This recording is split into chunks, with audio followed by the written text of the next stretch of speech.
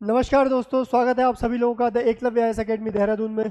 मेरा नाम है अंशुल त्रिपाठी और आप सभी लोगों का द एकलव्य आईएएस एकेडमी के इस यूट्यूब चैनल पर हार्दिक स्वागत करता हूं। इस उम्मीद में कि आप सभी लोग बहुत अच्छे होंगे, अपने स्वास्थ्य का बहुत बेहतर ध्यान रखे हुए होंगे और अपनी पढ़ाई को अच्छे से कर रहे होंगे।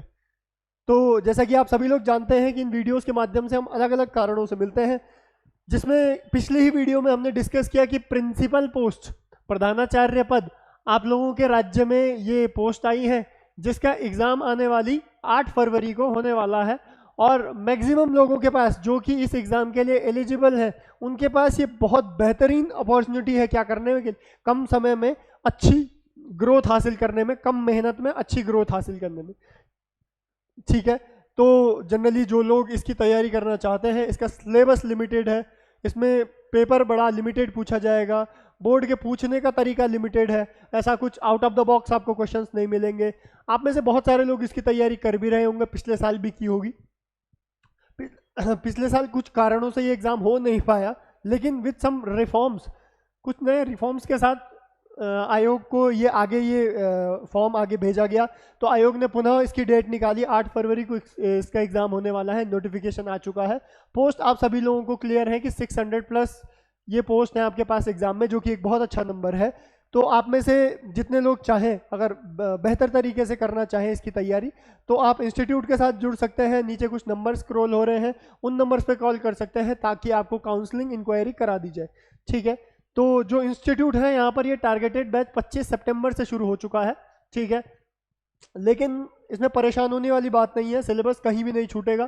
क्यों? क्योंकि आपके पास लाइव क्लासेस होती हैं। अच्छा, लाइव क्लासेस अगर आप नहीं देख पाए 1%, तो क्लासेस सारी की सारी क्या होती है, रिकॉर्डेड होती है। ठीक है, तो आप रिकॉर्डेड वीडियोस देख सकते हैं। साथ साथ आपको इन क्लासेस का, जैसे ही क्लास खत्म होती है, आपको नोट्स प्रोवाइड कर दिया जाता है। नोट्स या फिर हैंडआउट्स ये आपको प्रोवाइड कर दिया जाता है। और लास्ट, आपका मंडे टू फ्राइडे होती है केवल क्लास। सैटरडे को आपका क्या होता है, सैटरडे को आपका टेस्ट होता है। अगर ये टेस्ट, इतना सब कुछ आप अगर रेगुलर कर रहे हैं, और ज़्यादा नहीं, आपको केवल फरवरी तक ये काम करना है, अगर आप ये 3-4 महीने ये काम रेगुलर कर लेते हैं, तो आप लोगों को एक बहुत अच्छा रिस्पॉन्स देखने के लिए मिलेगा। आप लोग एग्ज़ाम में काफ़ी अच्छा क्या कर सकते हैं, काफ़ी बेहतर स्कोर कर सकते हैं। ठीक है, तो अगर आप लोग अपनी तैयारी को बेहतर करना चाहते हैं, बढ़िया तैयारी करना चाहते हैं, तो आप नीचे कुछ नंबर्स दिखे स्क्रॉल हो रहे हैं, आप वहाँ पर कॉल कर सकते हैं। इंक्वायरी काउंसलिंग हो जाएगी। 1% अगर आप देहरादून में हैं, ठीक है, तो यहाँ करणपुर में हमारी ब्रांच है, इंस्टीट्यूट की ब्रांच है, तो आप करणपुर में एक बार इंस्टीट्यूट विजिट कर सकते हैं, ताकि आपको एग्ज़ाम के बारे में आइडिया लगे, एग्ज़ाम की आपकी क्या स्ट्रेटजी होनी चाहिए उसके बारे में आइडिया लगे, कितनी तैयारी रिक्वायरमेंट है आपके हिसाब से वो आपको पता चले। तो ये सब चीज़ों के लिए आप क्या कर सकते हैं, एक बार इंस्टीट्यूट विजिट कर सकते हैं, अदरवाइज आप कॉल तो कर सकते हैं। ठीक है ना, तो ये सब कुछ है आपके पास। ठीक, तो ये तो रहा एग्ज़ाम। अब एग्ज़ाम में टॉपिक किस तरीके से आ रहे हैं, तो हम अभी फिलहाल हिस्ट्री के टॉपिक देख रहे हैं। ठीक है, क्योंकि आप लोगों के पास, मैं बताता हूं आपको कि जीएस वाले पोर्शन में हिस्ट्री एक बहुत इंपॉर्टेंट रोल प्ले करता है। ठीक है, क्योंकि डायनेमिक क्वेश्चंस हमें कहाँ से देखने के लिए मिलते हैं, इतिहास वाले पार्ट से देखने के लिए मिलते हैं, जिसमें एक हमारे पास इंपॉर्टेंट टॉपिक है अशोक के अभिलेख। अच्छा, आप फिर कहेंगे कि सर फिर बीच से टॉपिक उठा दिया। बीच से टॉपिक उठाने के पीछे ये रीज़न है कि यहाँ से क्वेश्चंस आपको, कंप्लीट हिस्ट्री अगर हम पढ़ने लगे तो 6-7 महीने तो हमको केवल हिस्ट्री पढ़ने के लिए चाहिए। इतना आपके पास टाइम नहीं है ना, इतना डिटेल में आपको पूछा जाएगा। आपके पास लिमिटेड लिमिटेड चीज़ें हैं, और वही लिमिटेड चीज़ें आपको बार बार पढ़नी है। ठीक है, तभी जाके आप लोग क्या कर सकते हैं, बेस्ट रिजल्ट, ऑप्टिमम रिजल्ट हासिल कर सकते हैं। ठीक है, अब प्रश्न किस तरीके से बनते हैं, प्रश्न इस प्रकार से बनते हैं कि अभिलेख जनता के संबोधन के लिए थे। मतलब जो अशोक है उसने अभिलेखों में अपने बारे में ज़्यादा कुछ नहीं लिखा। ठीक है, मतलब अपनी ख्याति, अपनी प्रख्याति करने के लिए उसने कुछ नहीं लिखा। उसने लिखा जनता को ऑर्डर, आदेश देने के लिए। ठीक है, पब्लिक ऑर्डर में लिखे, संबोधन करने के लिए, जनता को एड्रेस करने के लिए लिखा कि जनता जी ऐसा ऐसा ऐसा है, आज से ये सब चीज़ें लागू होती हैं, आपको आगे चीज़ें क्या कर रखनी है, भविष्य में ध्यान रखनी है। ये सब कुछ करने के लिए क्या किया गया था, अभिलेखों का कंसेप्ट निकाला किसने, अशोक ने। ठीक, अब हम पढ़ेंगे अभिलेख किसे कहते हैं। फिर अभिलेख ब्राह्मी, ब्राह्मी, खरोष्टी, यूनानी, अरमाइक, इतनी स्क्रिप्ट, ब्राह्मी, खरोष्टी, यूनानी और अरमाइक, 4 स्क्रिप्ट, 4 लिपियों में क्या लिखी गई है, चार लिपियों में हमने ये जो अभिलेख है वो देखे हैं। ठीक है, भाषा एक है, भाषा क्या है, प्राकृत भाषा है, ठीक है ना। तो यहीं से आप देखिए कितने प्रश्न हैं कि कोई क्वेश्चन ऐसा बन जाएगा, निम्नलिखित में से कौन सी लिपि अशोक के अभिलेखों में नहीं पाई गई, ठीक है। तो यहाँ पर आपके पास गुरुमुखी डाल दिया, ब्राह्मी, खरोष्टी, गुरुमुखी, यूनानी डाल दिया। आपको लगा कि गुरुमुखी तो सुनी सुनी सी है, पंजाबी के आसपास की है, तो ऐसा हो सकता है कि क्या पता पंजाबी में भी हो या फिर यूनानी नहीं हो, ठीक है। तो आप हो सकता है इसको गलत करके आ जाओ, तो आपको फैक्ट पर कमांड होनी जरूरी है, ठीक है। भाषा केवल एक थी, भाषा क्या थी? प्राकृत भाषा में क्या लिखे हुए हैं, क्या लिखे हुए हैं? आपने जो इंस्क्रिप्शंस हैं वो बनाए हुए हैं, अभिलेख बनाए हुए हैं। अब थोड़ा प्रकार देखते हैं अभिलेख का। तो अभिलेख 3 प्रकार के देखे हमने। एक शिलालेख, मतलब पत्थर पे लिखा हुआ है, ठीक है, रॉक एडिक्ट। दूसरा स्तंभ लेख, मतलब पिलर एडिक्ट, ऐसा कोई पिलर है उस पर लिखा हुआ है, पिलर एडिक्ट। और तीसरा गुहा लेख, मतलब केव एडिक्ट, केव मतलब गुफा, ठीक है। तो इस प्रकार के अभिलेख बनाए। कुछ ऐसे ही रैंडम बड़े पत्थरों पर कुछ लिख दिया। कुछ क्या लिखा? पब्लिक को एड्रेस करते हुए कुछ लिखा कि मैं प्रियदर्शी अशोक, मैं देवानाम प्रिय अशोक, अपनी प्रजा को ये बताना चाहता हूँ कि आगे से आपके पास ये चीज़ें, जैसे सपोज जीएसटी अप्लाई कर दिया जाएगा, ठीक है, ऐसा कुछ पब्लिक ऑर्डर दे दिया उसने, ठीक। वो सब कुछ लिखा जाता था किस पर? अभिलेखों पर, ठीक। अब जैसे अशोक ने पश्चिमी शक्ति यवन, गांधार, कंबोज, भोज का वर्णन अपने 13वें शिलालेख में किया, ठीक है। तो उसके आसपास की जो बड़ी शक्तियां थी, यवन, अब यवन से आपको कुछ चीजें याद आएंगी कि 5 यवन राजा थे, 5 ग्रीक राजा थे जिनके साथ अशोक के बहुत अच्छे रिलेशन थे, मैत्रीपूर्ण संबंध थे। तो उन 5 राजाओं के नाम कहाँ लिखे हुए हैं? यही 13वें अभिलेख में लिखे हुए हैं। ये प्रश्न पूछ लेगा, ठीक है ना। तो इस तरीके से प्रश्न बनते हैं। अच्छा, दूसरा, अशोक के सभी अभिलेखों का विषय प्रशासनिक था, एडमिन। ऐसे फालतू उसने अपने बारे में नहीं बखान किया, उसने प्रशासनिक विषयों पर, जैसे हमारे यहाँ पर क्या आता है, गवर्नमेंट ऑर्डर आता है, वैसे ही उसने गवर्नमेंट ऑर्डर, पब्लिक ऑर्डर निकालने के लिए क्या चीज यूज की? शिलालेख, बड़े पत्थर पर लिख दिया, ताकि कोई भी आता जाता गुजरता हुआ क्या पढ़ सके, उस राज्य के प्रशासनिक व्यवस्था को, प्रशासनिक ऑर्डर को समझ सके। तो ये था तीसरा इंपॉर्टेंट है, अशोक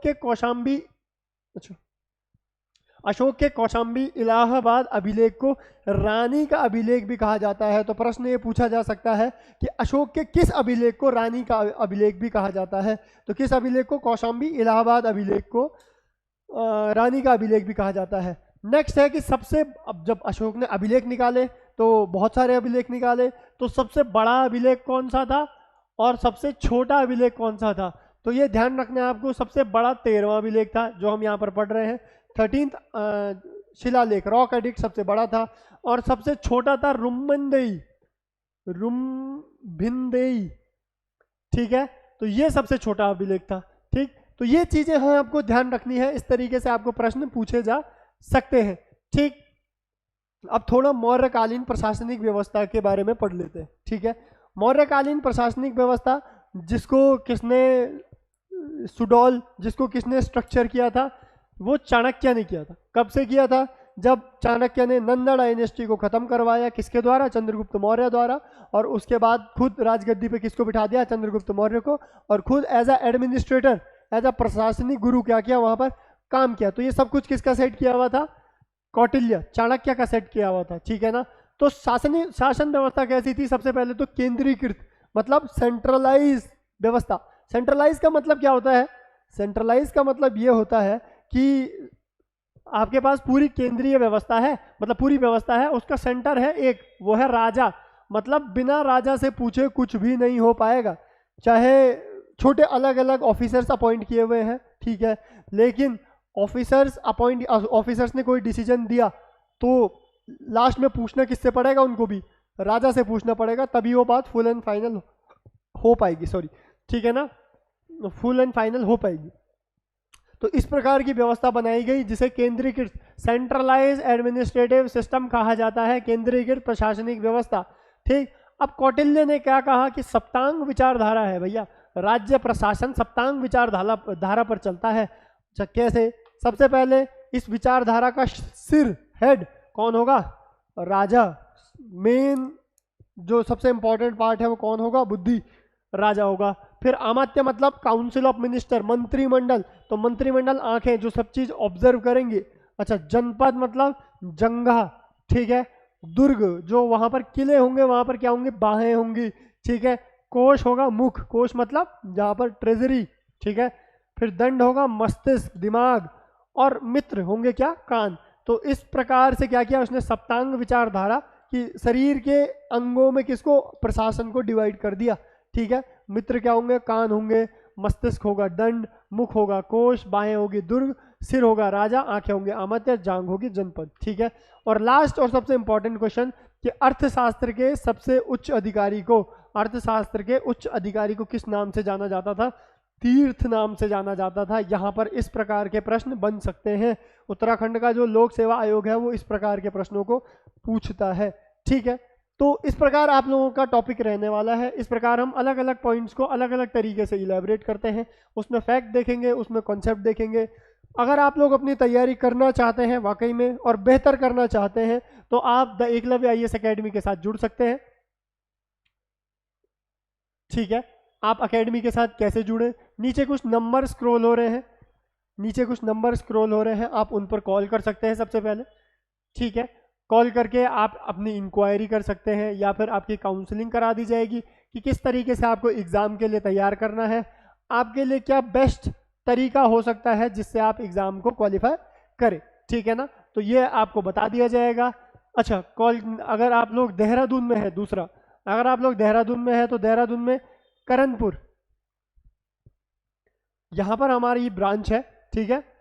आप यहाँ पर विजिट कर सकते हैं और विजिट करके डायरेक्ट बात कर सकते हैं, मैनेजमेंट से बात कर सकते हैं, ताकि आपकी जो तैयारी है उसको बेस्ट वे में हम क्या कर सकें, आगे कैरी फॉरवर्ड कर सकें, ठीक है ना। इस तरीके से आप क्या कर सकते हैं, कांटेक्ट कर सकते हैं। क्यों कांटेक्ट करना है, क्योंकि क्लासेस चल रही है भैया, ठीक है। क्लासेस चल रही है, क्लासेस हो चुकी हैं शुरू, 25 सितंबर से शुरू हो चुकी हैं, मतलब अभी तो ये बैच है, इसके बाद नेक्स्ट टारगेटेड बैच बन सकता है। अच्छा, 25 सितंबर वाले जो बैच है उसमें भी आप लोगों को लाइव क्लासेस मिलती है प्लस रिकॉर्डेड क्लासेस, क्योंकि देर करने का कोई फायदा नहीं है, ठीक है। रिकॉर्डेड क्लासेस मिलेंगी, क्योंकि अगर एक बार टाइम निकल गया उसके बाद केवल क्रैश कोर्स करा सकते हैं, ठीक है, उसके अलावा कुछ नहीं कराया जा सकता। तो अभी आपके पास फुल फ्लेज कोर्स है, अगर कोई अच्छे से पढ़ना चाहता है तो अगर लाइव क्लास सपोज नहीं भी देख पाते हैं तो आपके पास वही क्लास रिकॉर्ड हो जाएगी, आप देख सकते हैं। अगर आपके डाउट होते हैं तो आप ग्रुप में पूछ सकते हैं, आपके पास नंबर है, आप वहाँ पर पूछ सकते हैं, या फिर अगले दिन अगर आप कभी लाइव क्लास में जाएं तो वहाँ पर अपने डाउट सेशन होता है वो देख सकते हैं, वो पूछ सकते हैं। साथ साथ आपको मिलेगा नोट्स, ठीक है। आप नोट्स हैंड आउट जो आपके तैयारी को ध्यान में रखते हुए बनाए गए हैं, ठीक है, किस प्रकार के प्रश्न पूछे जाते हैं उसको ध्यान में रखते हुए बनाए गए हैं, वो आपको मिलेंगे। और लास्ट आपको मंडे टू फ्राइडे तक लाइव क्लासेस होंगी, शनिवार को आपका होगा, सैटरडे को आपका होता है टेस्ट, ठीक है। और ये टेस्ट देना सबके लिए कंपलसरी होता है। अगर आप टेस्ट देखते हैं, देखो आपके पास सब कुछ है, क्लास है, रिकॉर्डेड रिवाइज करने के लिए क्लास है, हाथ पे आपको कुछ चाहिए तो नोट्स है, और टेस्ट आपको चाहिए, आपको चेक करना है कि क्या है कैसा है, तो आपके पास टेस्ट और इस टेस्ट का PDF भी आपको प्रोवाइड कर दिया जाता है विद आंसर्स, ठीक है। तो अगर आप इतना सब कुछ चाहते हैं अपनी तैयारी में आगे कंटिन्यू करना, सच में आप अगर इस एग्जाम को निकालना चाहते हैं तो आप लोग क्या कर सकते हैं, कॉल कर सकते हैं, इंक्वायरी कर सकते हैं, कॉल कर सकते हैं, विजिट कर सकते हैं, कुछ भी आपको जो सुटेबल लगता है वो काम कर सकते हैं, ठीक है। तो आपसे नेक्स्ट क्लास में मुलाकात होगी, तब तक के लिए धन्यवाद, जय हिंद।